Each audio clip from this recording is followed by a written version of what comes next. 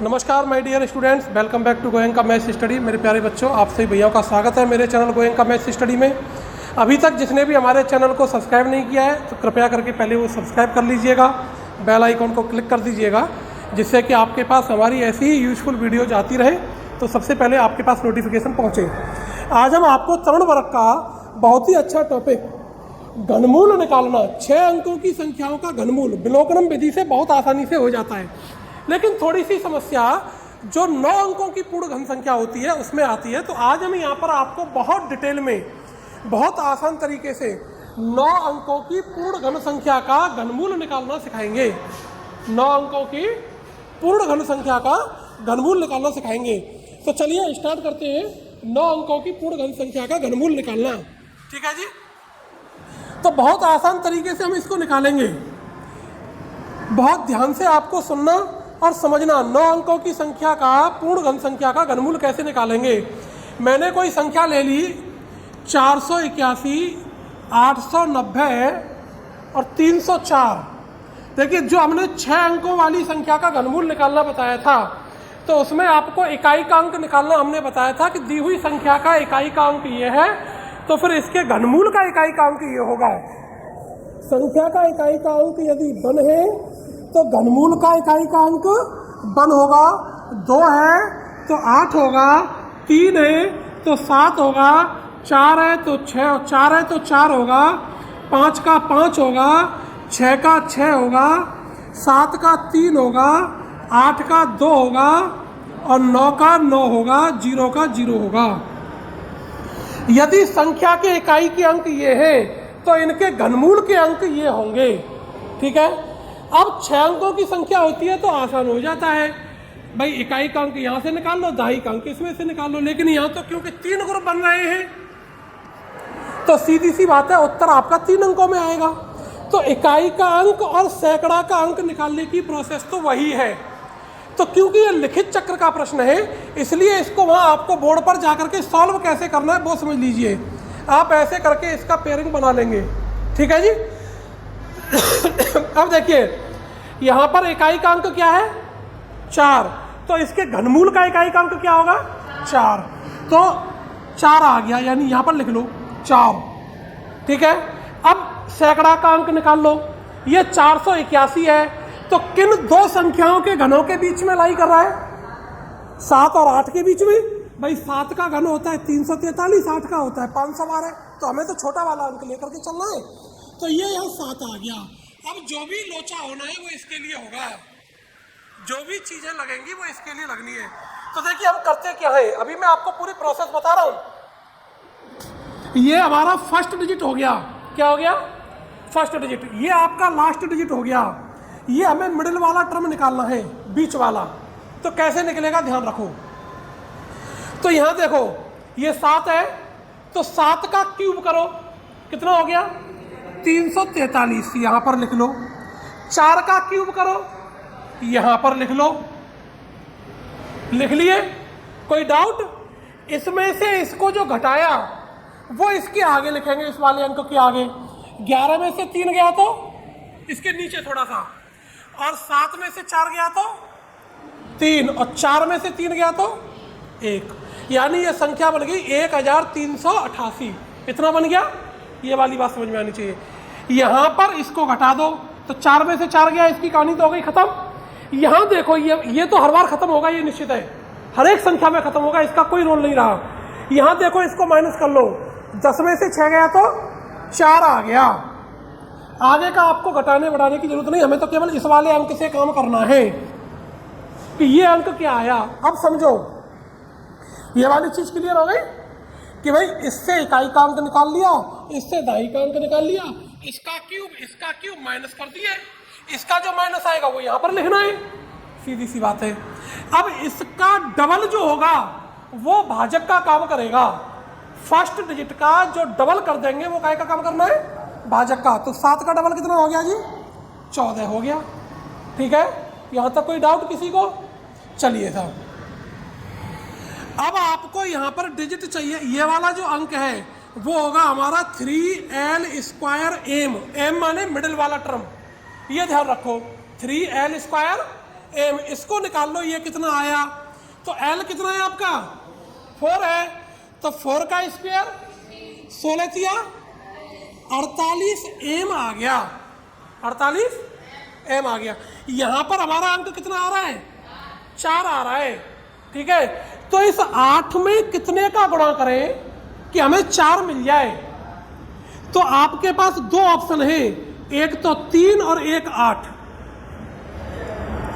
2 option है, एक 3 और एक भाई 3l स्क्वायर एम निकाल लिया। एल हमारा ये है 4 चौकू 16 या 48 एम हो गया ना। तो एम का मतलब है एक डिजिट जो गुणा करेगा, जो अब 48 में ऐसा कौन सा अंक है जो हमें अंतिम में 4 देगा, क्योंकि हमारा अंतिम अंक तो 4 है ना भाई। यहाँ जो घट करके आ रहा है, ये जो घट करके आ रहा है, घटने के बाद जो आ रहा है वो हमारा 4 आ रहा है। तो हम ये देखेंगे कि 8 में कितने कितने का गुणा करेंगे हमें 4 मिल जाए। तो 3 से भी आएगा और 8 से भी आएगा। अब वो कैसे पता लगेगा, वो यहाँ से पता लगेगा। 14 का भाग इस संख्या में दे लो, तो 14 नमा 126, 9 बार तो जाना नहीं है, 9 हमारे काम में ही नहीं आ रहा। तो उससे जस्ट नीचे हमारा कौन आ रहा है 8 आ रहा है। तो यहाँ पर हमारा जो बीच का अंक हो गया वो कौन हो गया 8 हो गया। तो इस संख्या का घनमूल कितना आ गया जी 784, ठीक है। ये घनमूल आ गया, कोई फैक्टर नहीं करना, कोई कुछ नहीं करना, ये बीच का अंक निकालना आना चाहिए। बीच के अंक का सीधा सा फंडा, इसका क्यूब माइनस करके अंतिम अंक पता कर लो। 3l स्क्वायर एम निकाल लो, एल स्क्वायर करके यहाँ जो आएगा एम में कितने 2 ऑप्शन आएंगे आपके पास, एक आ रहा है तो एक से ही पता चल जाएगा, और नहीं तो 2 है तो फिर 2 के लिए पता चलेगा, ठीक है। एक प्रश्न और मैं करा रहा हूँ आपको उदाहरण, तो आपकी समझ में आ जाएगा, इसका आप स्क्रीनशॉट ले सकते हैं, ठीक है भैया। चलिए अब देखो एक प्रश्न और बता रहा हूँ, बहुत बिल्कुल आसानी से, ऐसे ही धीरे धीरे तो समझ में आ जाएगा। देखिए 445 943 744, हाँ जी 445 943 744, ये 9 अंकों की पूर्ण घन संख्या है। इसका घनमूल निकालना तो देखो बड़ा आसान तरीका हो गया।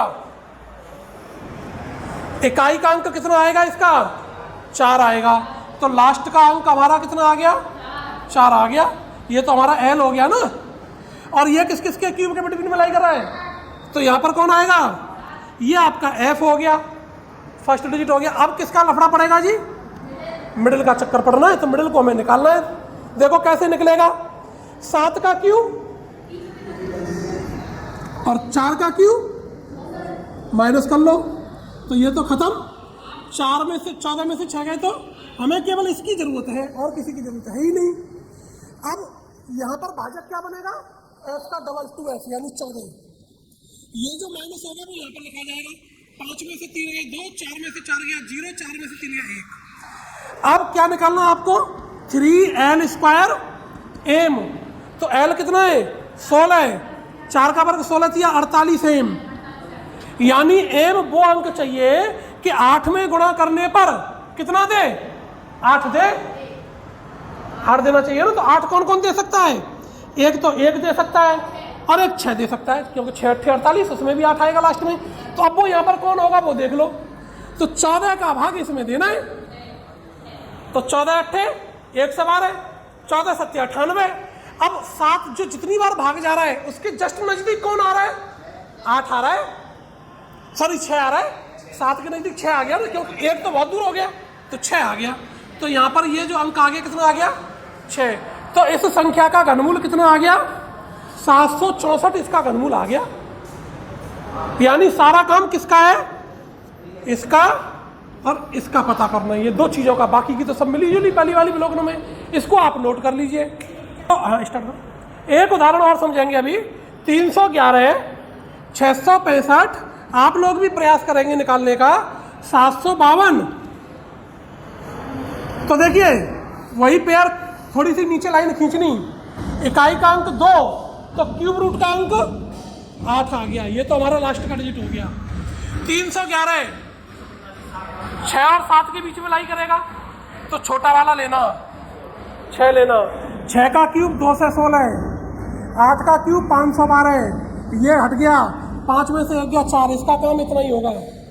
ये घटा दो, 11 में से 6 गए तो 5, 10 में से 1 गया तो 9, 9 से 56 हो गए। 6 का डबल 12 यहाँ लिख लो। 3n² m निकाल लो। l कितना है 8, 8 का वर्ग 64 दिया, 1 से 92 m। तो आपको इसमें कितने का गुणा करें कि गुणा करने पर 4 दे दे, तो 1 तो 2 देगा और 1 आपको 7 देगा। तो कौन आएगा वो यहां से पता चलेगी। 12 सत्ते 84 और 12 अट्ठे 96, तो नजदीकी कौन है 7 है भाई। 2 तो इससे बहुत दूर हो गया ना, तो कितना आ गया 7 आ गया।